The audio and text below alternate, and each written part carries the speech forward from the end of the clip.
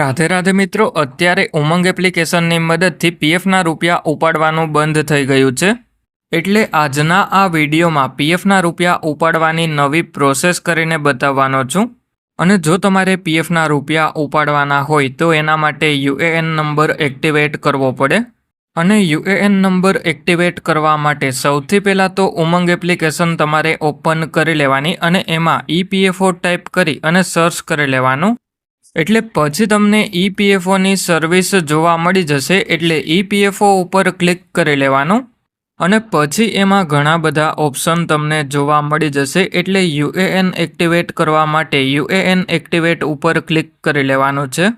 એટલે જેવા UAN activation ઉપર ક્લિક કરો એના પછી સૌથી પહેલાં તો તમારે તમારો 12 આંકડાનો યુએએન નંબર એન્ટર કરી લેવાનો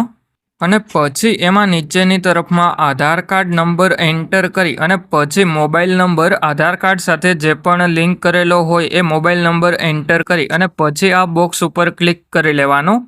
અને પછી એમાં સેન્ડ ઓટીપી ઉપર ક્લિક કરી લેવાનો. એટલે તમારા મોબાઈલ નંબર ઉપર ઓટીપી આવી જશે. એ ઓટીપી એન્ટર કરી અને સબમિટ કરી લેવાનો. એટલે જેવો ઓટીપી સબમિટ થઈ જાય એના પછી પ્લે સ્ટોરમાંથી આધાર ફેસ આરડીની એપ્લિકેશન ડાઉનલોડ કરી લેવાની અને પછી એમાં ફેસ ઓથેન્ટિકેશન કરી લેવાનું. એટલે તમારો યુએએન નંબર એક્ટિવેટ થઈ જશે. અને હવે પીએફના રૂપિયા ઉપાડવા માટે કોઈપણ એક બ્રાઉઝર જેમ કે ક્રોમ બ્રાઉઝર અથવા તો ફાયરફોક્સનું બ્રાઉઝર ઓપન કરી લેવાનું અને પછી એમાં epfo.gov.in ટાઈપ કરી અને સર્ચ કરી લેવાનું. એટલે ઈપીએફઓની ઓફિશિયલ વેબસાઇટ તમારા મોબાઈલમાં ઓપન થઈ જશે. એટલે હવે તમારે વિથડ્રો પીએફમાં એપ્લાય નાવ ઉપર ક્લિક કરી લેવાનું છે અને પછી ઉપરની તરફમાં આ 3 ડોટ ઉપર ક્લિક કરી લેવાનું અને એમાં તમારે ડેસ્કટોપ સાઇટ ઓન કરી લેવાની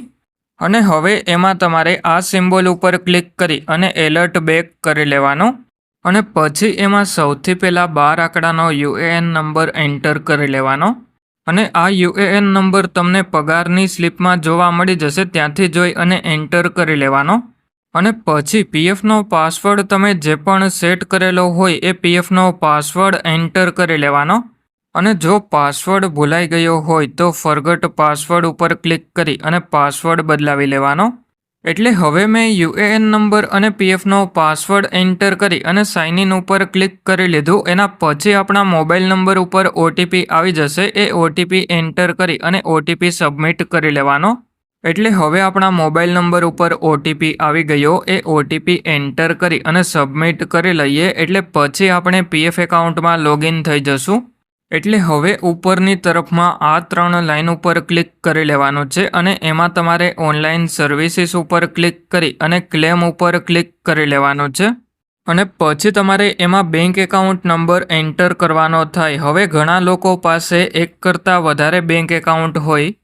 એમને કન્ફ્યુઝન હોય કે કયો બેંક એકાઉન્ટ નંબર એન્ટર કરવો. તો ઉપરની તરફમાં આ 3 લાઇન ઉપર ક્લિક કરી લેવાનું અને પછી એમાં મેનેજ ઉપર ક્લિક કરી અને કેવાયસી ઉપર ક્લિક કરી લેવાનું છે. એટલે પછી તમે જે પણ બેંકની કેવાયસી પીએફ એકાઉન્ટમાં કરેલી હોય એ બેંક એકાઉન્ટ નંબર તમને જોવા મળી જશે. અને હવે જો 50,000થી વધારે પીએફના રૂપિયા ઉપાડવાના હોય તો પાન કાર્ડની કેવાયસી પણ તમારે કરી લેવાની. એટલે હવે મેં કેવાયસી કરવા માટેનો જે વિડીયો બનાવેલો છે એની લિંક આ વિડીયોના ડિસ્ક્રિપ્શનમાં તમને જોવા મળી જશે. એટલે હવે ઉપરની તરફમાં આ 3 લાઇન ઉપર ક્લિક કરી ઓનલાઈન સર્વિસીસ ઉપર ક્લિક કરી અને ક્લેમ ઉપર ક્લિક કરી લેવાનું છે અને પછી એમાં બેંક એકાઉન્ટ નંબર એન્ટર કરી અને ચેક ઉપર ક્લિક કરી લેવાનું છે. એટલે પછી તમને વોર્નિંગ જોવા મળી જશે. એટલે વોર્નિંગમાં યસ ઉપર ક્લિક કરી લેવાનું છે. એટલા માટે હવે હું યસ ઉપર ક્લિક કરી લઉં. એના પછી બેંક એકાઉન્ટ નંબર વેરીફાઈ થઈ જશે અને બેંક એકાઉન્ટ નંબરની બાજુમાં વેરીફાઈડ લખેલું જોવા મળી જશે. એટલે પછી તમારે એમાં નીચેની તરફમાં આવી અને પ્રોસીડ ફોર ઓનલાઈન ક્લેમ ઉપર ક્લિક કરી લેવાનું છે અને હવે પીએફના રૂપિયા ઉપાડવા માટે સિલેક્ટ ક્લેમ ઓપ્શન ઉપર ક્લિક કરી લેવાનું અને જો નોકરી ચાલુ હોય અને પીએફના રૂપિયા ઉપાડવાના હોય તો પીએફ એડવાન્સ ફોર્મ 31 સિલેક્ટ કરી લેવાનું અને પછી ક્લિક હિયર ઉપર ક્લિક કરી અને આધાર વેરીફાઈડ સર્વિસીસ જોઈ લેવાની અને પછી સિલેક્ટ સર્વિસ ઉપર ક્લિક કરી અને જે પણ કંપનીના પીએફના રૂપિયા ઉપાડવાના હોય એ કંપની સિલેક્ટ કરી લેવાની અને પછી પર્પઝ સિલેક્ટ કરવાનો થાય એના માટે સિલેક્ટ એડવાન્સ પેરા ઉપર ક્લિક કરી લેવાનું અને જો તમે બીમાર હોય અને પીએફના રૂપિયા ઉપાડવાના હોય તો ઇલનેસ સિલેક્ટ કરી લેવાનું અને જો તમારે લગ્ન માટે પીએફના રૂપિયા ઉપાડવાના હોય તો મેરેજ સિલેક્ટ કરી લેવાનું અને એજ્યુકેશન માટે પીએફના રૂપિયા ઉપાડવાના હોય તો એજ્યુકેશન સિલેક્ટ કરી લેવાનું અને હવે જો ઘરની જરૂરિયાત માટે પીએફના રૂપિયા ઉપાડવાના હોય તો હાઉસિંગ રિલેટેડ નીડ્સ સિલેક્ટ કરી લેવાનું અને જો કોઈ સ્પેશિયલ રીઝનથી પીએફના રૂપિયા ઉપાડવાના હોય તો સ્પેશિયલ સર્ક્યુમટન્સીસ સિલેક્ટ કરી લેવાનું એટલે હવે મેં ઇલનેસ સિલેક્ટ કરી લીધું એના પછી તમને એલિજિબલ ક્લેમ અમાઉન્ટ જોવા મળી જશે